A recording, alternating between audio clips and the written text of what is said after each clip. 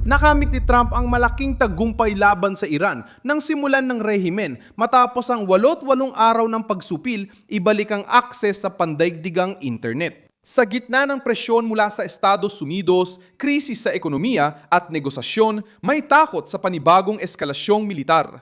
Ngayong Miyerkules, Mayo 27, 2026, ipinapakita ng utos ni Masoud Pezeshkian na ibalik ang network ang pag-atras na itinatago ng Tehran. Tinangkang itago ng diktadura ang protesta, pigilan ang negosyo, kontrolin ang impormasyon at ikulong ang milyon-milyong Iranian sa digital na bula. Pero napilitan din silang sumuko. Habang matindi pa rin ang pagdiin ni Trump, hindi siya pumapayag sa mahinang kasunduan at hindi niya niluluwagan ng presyon sa nuklear na programa, mga bantang militar at panloob na kontrol ng rehimen. Bumalik ang internet ngunit limitado, may sensura at hindi matatag, pero nagbubukas ito ng bitak. May politika sa loob ng kapangyarihan ng Iran dahil ayaw ng revolusyonaryong gwardiya magmukhang talo habang sinusubukan ng gobyerno iwasan ang pagbagsak ng lipunan at dagdag presyon sa kalsada. Ano ang nakuha ni Trump? Bakit nagbigay ang Tehran? Paano naging pangunahing ebidensya ng pagkatalo ng rehimen ng internet? Ikukwento ko sa iyo lahat yan.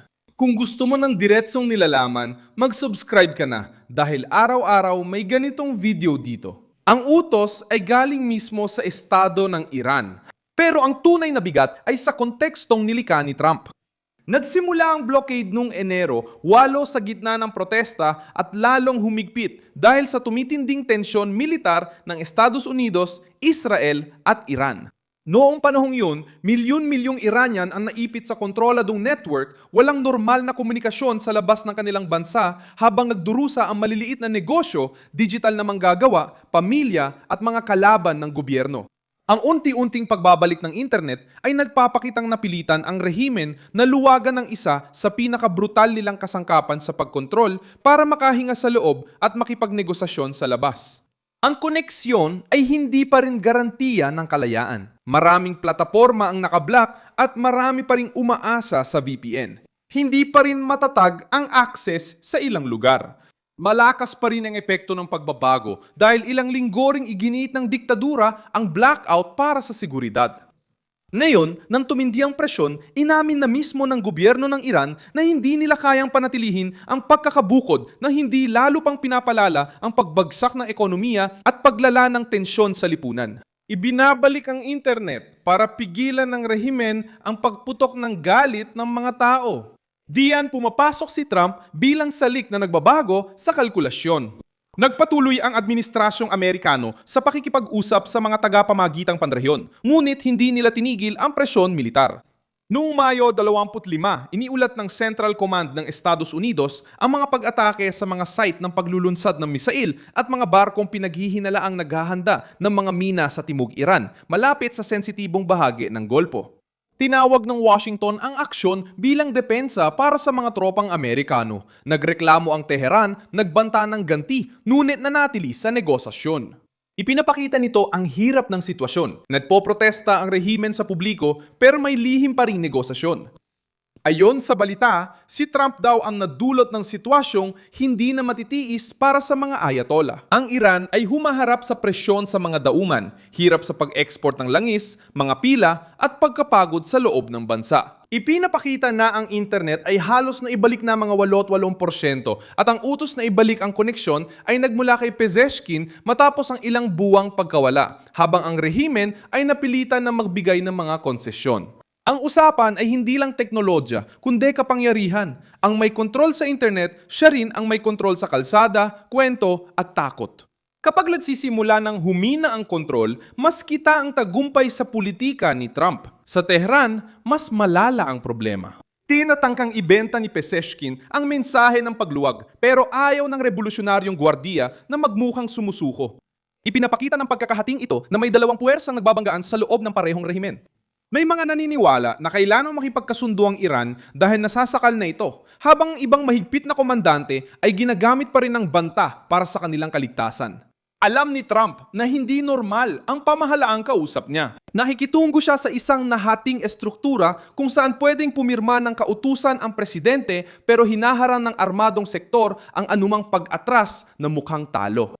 Ang White House ay sabay na gumagamit ng dalawang paraan.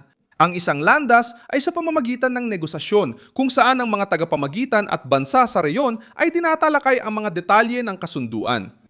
Isa pang opsyon ng paggamit ng puwersa kung gagamitin ng Iran ang tigil putukan para maghanda ng atake, harangin ang mga ruta o protektahan ang kanilang programang nuklear. Hindi lang diplomat ang inilagay ni Trump sa mesa, may presyur ding militar, presyur na pang-ekonomiya at paglalantad sa publiko. Gustong magmukhang malakas ng rehimen ng Iran sa negosasyon, pero ang pagbabalik ng internet ay patunay na napilitan silang gawin ang dati nilang tinatanggihan. Mahalaga rin na ang muling pagkakakonekta ay kasabay ng mga pag-uusap tungkol sa kipot ng Hormuz at tungkol sa posibleng mas malawak na kasunduan. Binanggit ng pambansang telebisyon ng Iran ang draft na posibleng magnormalisa ng daloy ng kalakalang pandagat sa reyon at magpapababa ng pressure ng US Navy kung may totoong garantiya, ngunit wala pang kasunduan.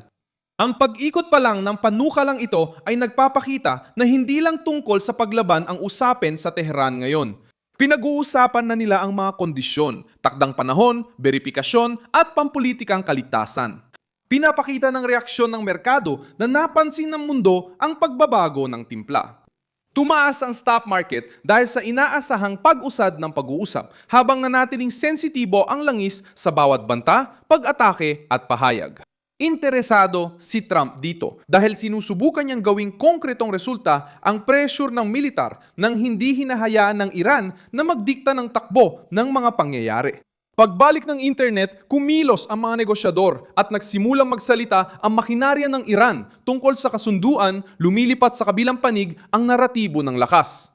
Patuloy na mahalagang piraso si Israel sa larong ito.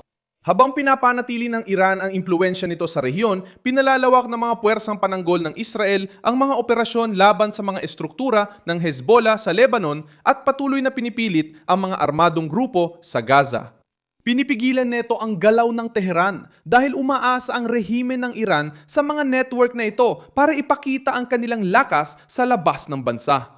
Habang pinipilit ni Trump mula sa itaas at ang Israel sa lupa, nababawasan ang tsansa ng Iran na ipresenta ang paglaban bilang tagumpay.